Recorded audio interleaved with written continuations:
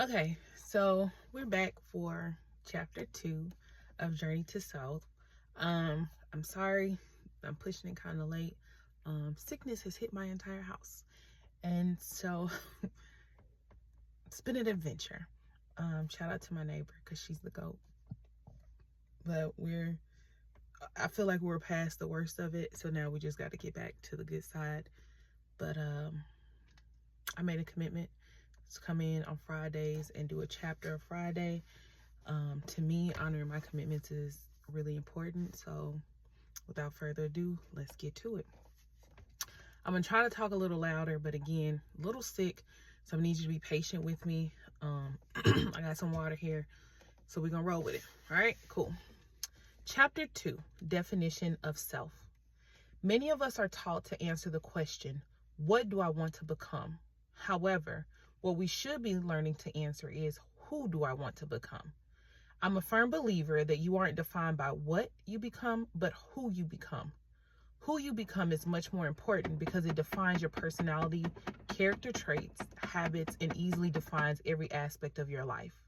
Focusing on the who rather than the what reminds us that our power lies within us and not some external force that is constantly changing and sometimes outside of our control.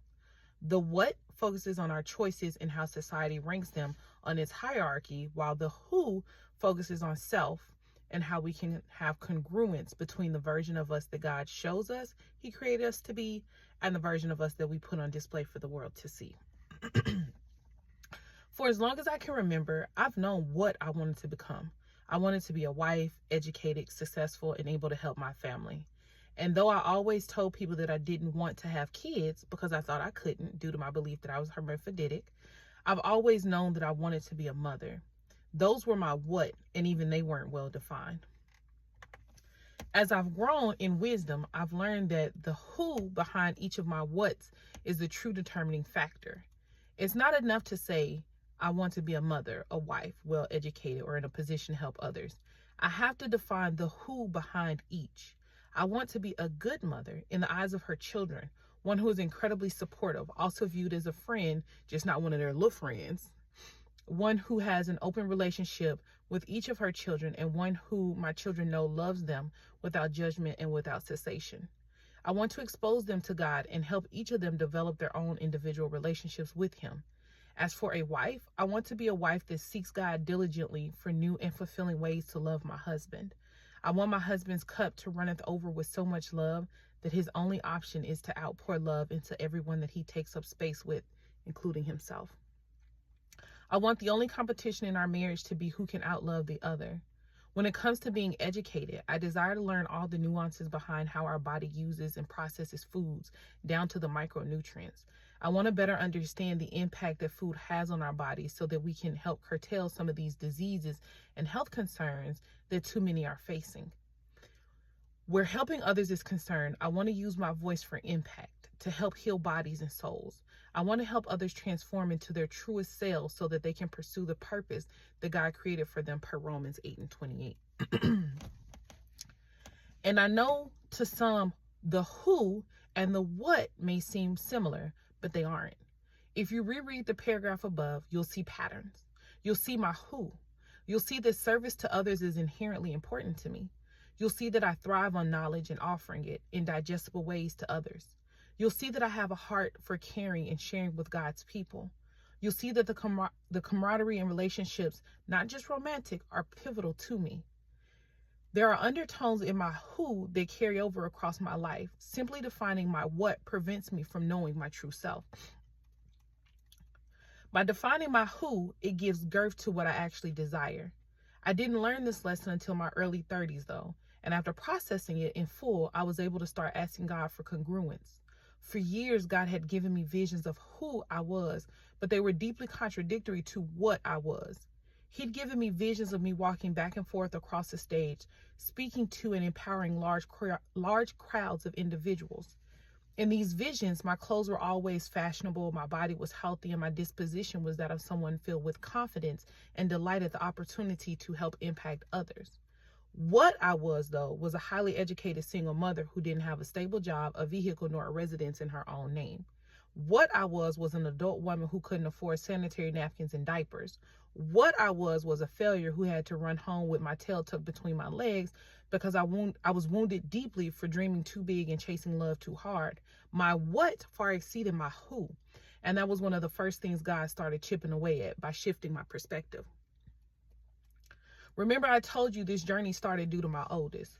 Well, one of the first things I did after I recovered from my breakdown was to pick up a book. The first book I read was The Purpose-Driven Life by Rick Warren.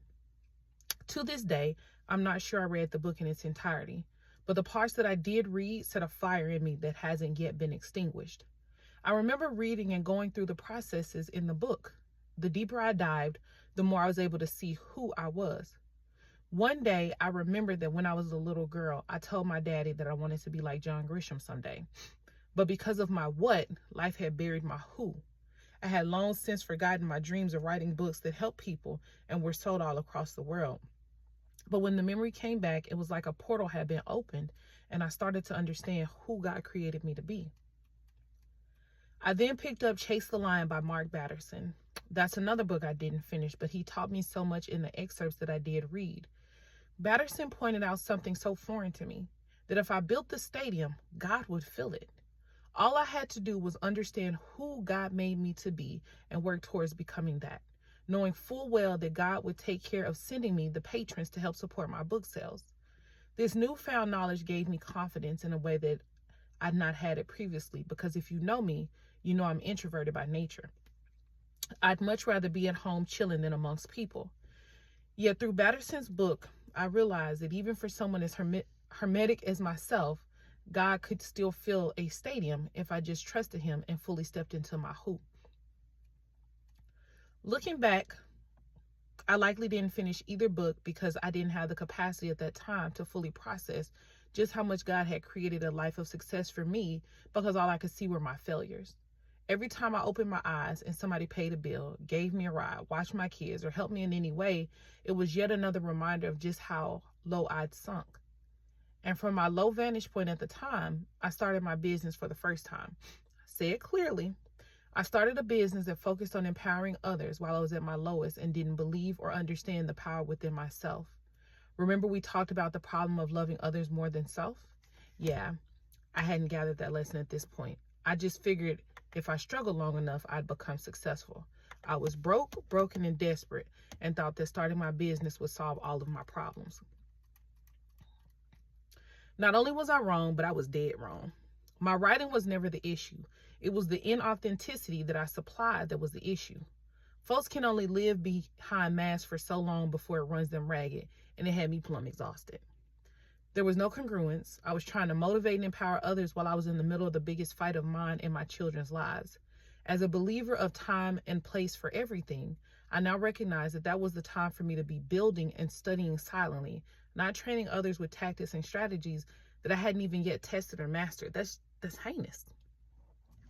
Now, several years later, I've done the work. I have actually utilized the tactics and resources that I mentioned, and my life is much better for it.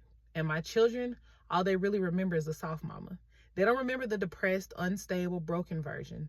They don't remember the version of me that only gave what I could because there wasn't any of me left for them or me, because life had robbed me of it all. They don't recall the days when I didn't have the capacity to feed, bathe, or dress them or myself. They don't remember the nightmare that we lived, and for that, I'll always be thankful to God. Another book that I partially read that transformed my life is 7 Habits of Highly Effective People by Stephen Covey. One thing that he advised was that we create personal mission statements, and that turned on a light bulb in my head. It reminded me of a line I'd heard on a rap song. Jay-Z said, "I'm not a businessman, I'm a businessman." The thought hit me that if we conduct ourselves as though we're businesses, it becomes easier and more effective for us to operate according to our policies and business practices. That is, I could learn how to define myself and stick to my boundaries, just as a business sticks to their hours of operations and display mission and vision statements. In doing so, I'd stay true to myself, and my who would be at the center. As you've gathered by now, there was a time when I didn't have a sense of self.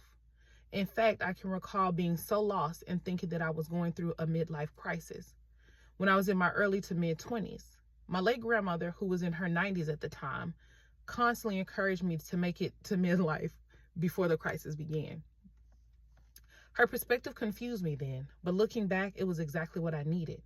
She was telling me that there was so much life in front of me, and I needed to always be aware of that rather than focusing solely on the failures of my present and past. At one point, I worked for a university. I forget now exactly how I got into that world, but as a result of it, I had access to opportunities and advantages that many others didn't. These same opportunities afforded me the ability to attain my master's degree without going into debt to do so. Then one day it all changed and my world came crashing down. I remember being given a task by a higher up that wasn't a direct supervisor. It was more like extra credit, if you will. And if I'm honest, I think I had a chip on my shoulder. At the time, I was newly divorced and was working 2 jobs. This higher up gave me a task to read a book within a certain time frame, and I didn't do it. Being that I'm big on being honest, I've since learned the difference between honesty and transparency. I told him that I didn't read it rather than wordsmithing my way through the synopsis that he requested. When he learned that I hadn't fulfilled the task placed before me, he told me that had I not been an African American female, he would have issued consequences as a result of me not following through on what he asked me to do. To someone like me who prides themselves on being seen simply as who I am, that hurt me. And I won't try to assume his intent, but I will say that was the first time that my race and gender had blatantly been put on display to save me. I was so used to my work ethic being what carried me through the door that when he made the comment, I was genuinely distraught. Don't get me wrong, my race and gender opened a lot of doors for me, especially since I attended a PWI. However, once folks got to know me, my race and gender were simply a part of me, not my sole defining factor. In this scenario, though, it was my race and gender that kept the door from closing in my face. Again, I had a lot on my plate at that time. I was young and unlearned in so many ways. Where I should have taken time for myself, I unnecessarily worked 2 jobs just so that I didn't have to face the man in the mirror. If I'm being honest, working more had always been my way of coping with life, so it was natural for me by this time. So when this extra credit assignment was presented to me, rather than seeing the potential in it, I simply saw it as more work. And where work was concerned, I was already stretched past maximum capacity. On top of that, I was grieving the loss of my marriage and struggling to understand that God still loved me despite me having gotten a divorce. To say I was navigating a lot would be a grave understatement. How does all of this tie into defining self? Easily. Because I went so long without knowing or understanding me, I missed out on a lot of opportunities that were presented to me. Don't get me wrong, God has most definitely used everything about my life to get the glory, but I also am accountable enough to admit when I mess up.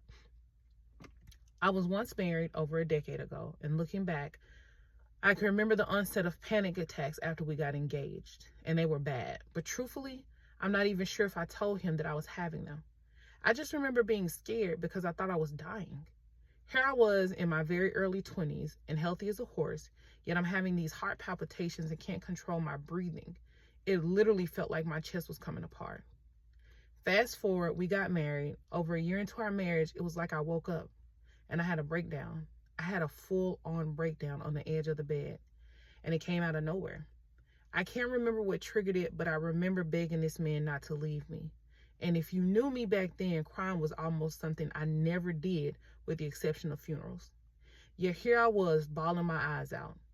Considering it now, that was the onset of my mental breakdown. What he didn't know was that I'd been struggling with a lot of things. There were parts of me that felt like I'd been living the wrong life, but I didn't know how to explain that to anyone. Heck, I didn't even understand it. And I struggled hard. I struggled to feel loved in that season. I struggled to feel seen in that season. I struggled to feel like me in that season. My reprieve was working, as I've already explained, and my supervisor was like a second mother to me, so I was safe. But outside of my job, I had no identity, or so I felt. That was over a decade ago, and though it hurts me looking back on how broken and lost I was, I recognize that I was my problem the whole time. I had never defined my who and only assumed the what that others anticipated or expected of me. Basically, I governed myself as others assumed or told me I should. I performed as requested or according to what I thought they expected. The issue was that their expectations of me were never my own. This is why it's important to define self. There was a point in my life where I was suicidal. Ooh, hold on, I forgot I wrote that. Oh, Jesus. Actually, there were several points, but we're going to address one in particular.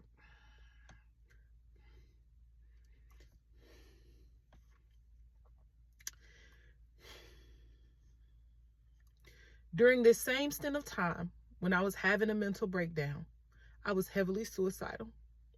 Since I was in high school or before, I've loved the water. During my school days, that's where I'd be when I wasn't working, at the river park, sitting back and taking it all in. Well, during this mentally rough period in my life, I went to the lake. In my mind, I'd conceived a plan that if I walked down the bank of the lake, I could drown myself.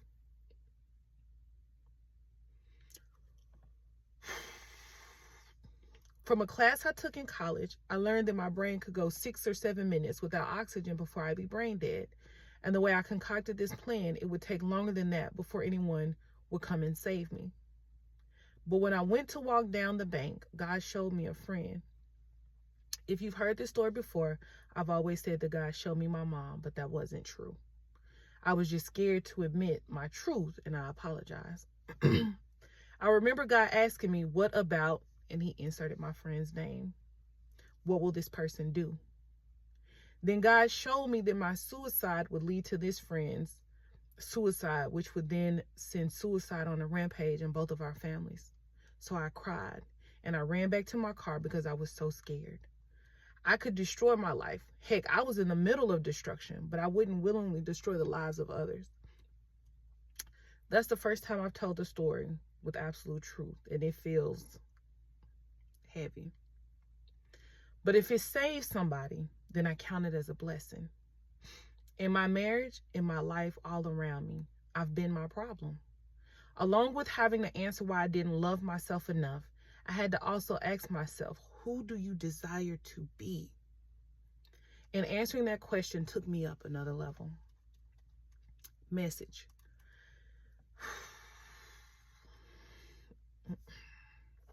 Defining self is critically important. A lot of the tumultuous times that broke me in life were the direct result of me not knowing myself. There was no one to blame for my mental breakdown but me.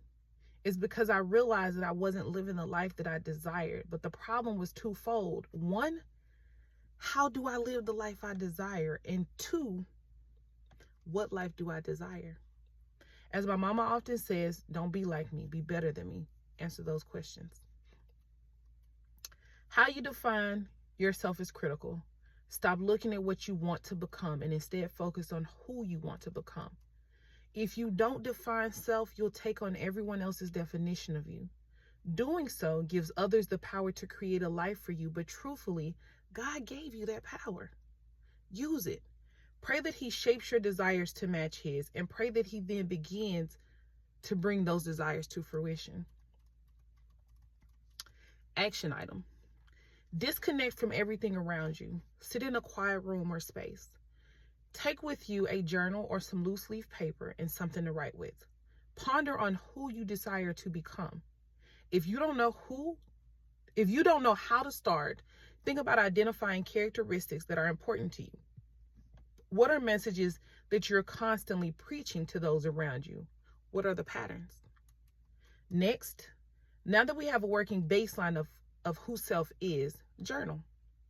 I want you to commit to journaling daily. Try it for a month, a week. Journal. Don't do a guided journal. Just sit down and write with no preconceived topics. It may start as just you doodling, but eventually the thoughts will free flow. Allow them without stifling a single thought. Journal consistently and watch you discover yourself. I love y'all.